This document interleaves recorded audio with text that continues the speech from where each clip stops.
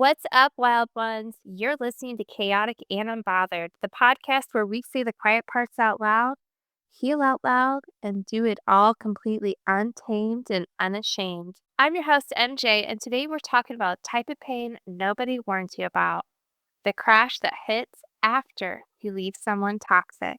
You finally block them, you go non-contact, you cut the cord, and somehow it still feels like your body is falling apart. But you're not imagining that. And no, it's not proof that they were your person. It's withdrawal. And that shit is brutal. If you ever found yourself crying over someone who barely showed up for you, if you're mad that you still care, even though you know they don't, if you feel crazy for wanting the same person who wrecked your peace, well, I'm here to tell you, you're not broken. You're just detoxing from chaos. Now, let's get into it. So, here's the part nobody tells you.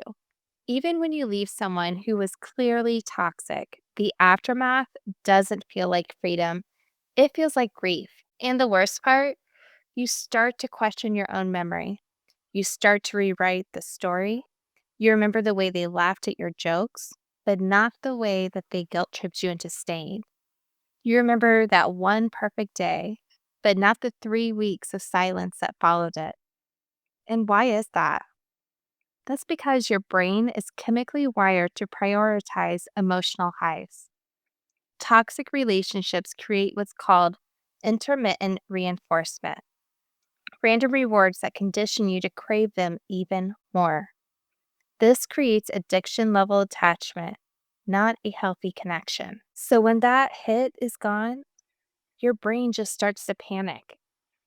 Not because they were your soulmate, but because your nervous system has been conditioned to need emotional chaos in order to feel alive.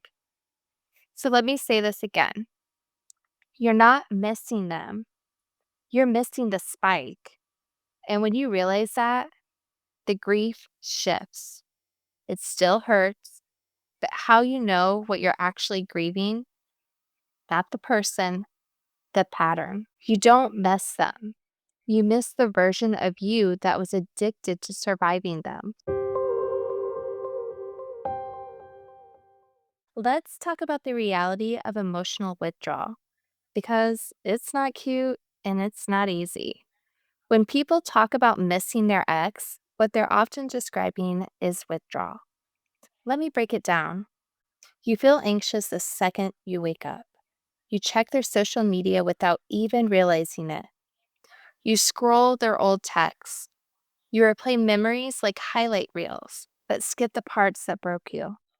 You feel this ache in your chest, like your body is asking a question your brain just can't answer. And here's the most important part.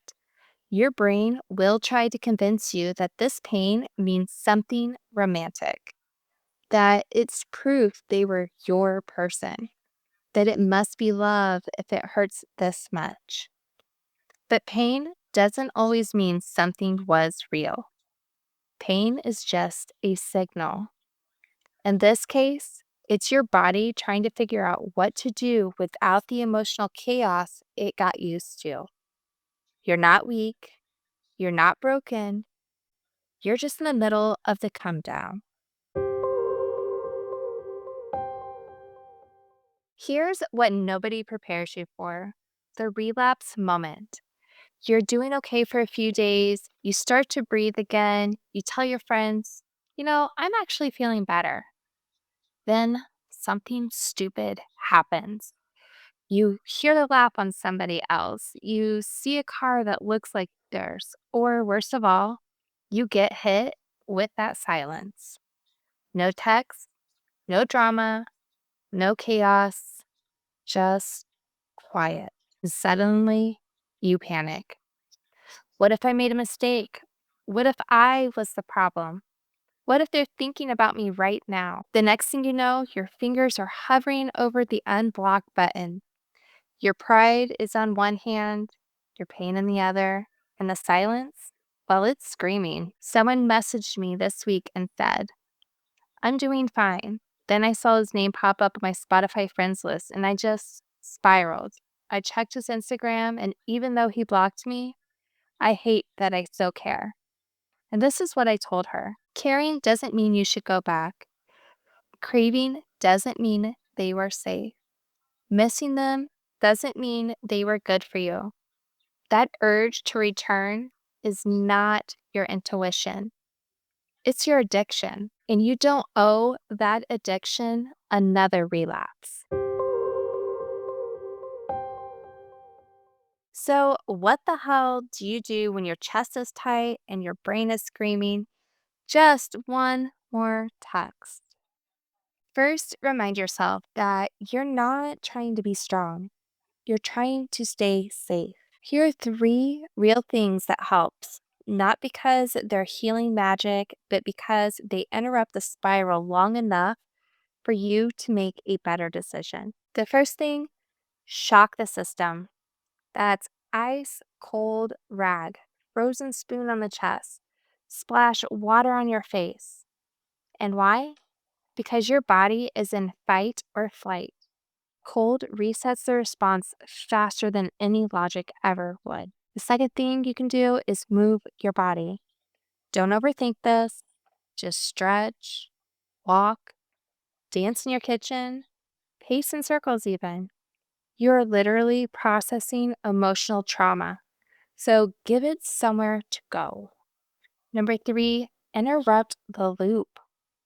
Text your best friend. Play something loud. Talk to yourself out loud. Say, this is withdrawal, not love. That's not woo woo, it's rewriting. This isn't about finding peace instantly. It's about not blowing up your own progress just to escape 15 minutes of discomfort. You don't need to be perfect.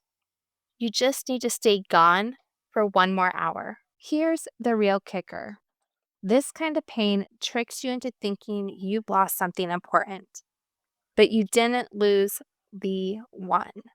You lost the emotional crutch that helped you survive while you were drowning. You're not grieving a partner, you're grieving a pattern.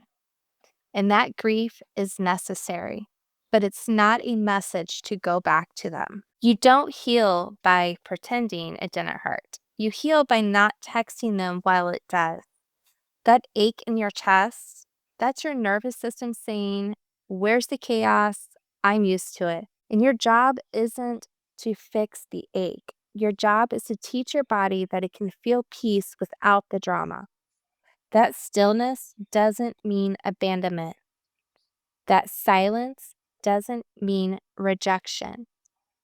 It means you're finally safe enough to feel it.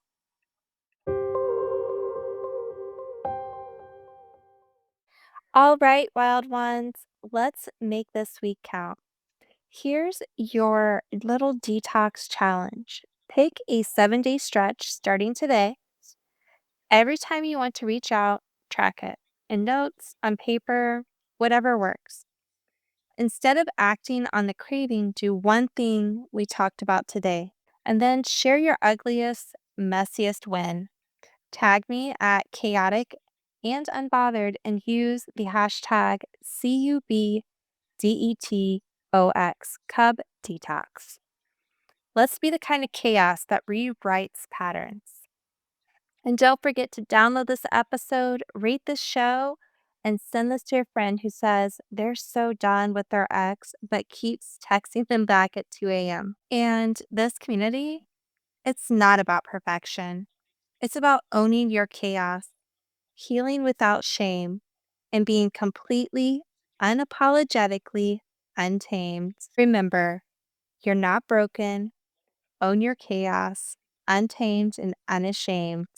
And don't forget to come back tomorrow, where tomorrow's episode is for the aftermath. We're done talking about staying gone. Now we're going to talk about what comes after the addiction wears off, when the silence, well, it gets less loud, and you're finally ready to build something new.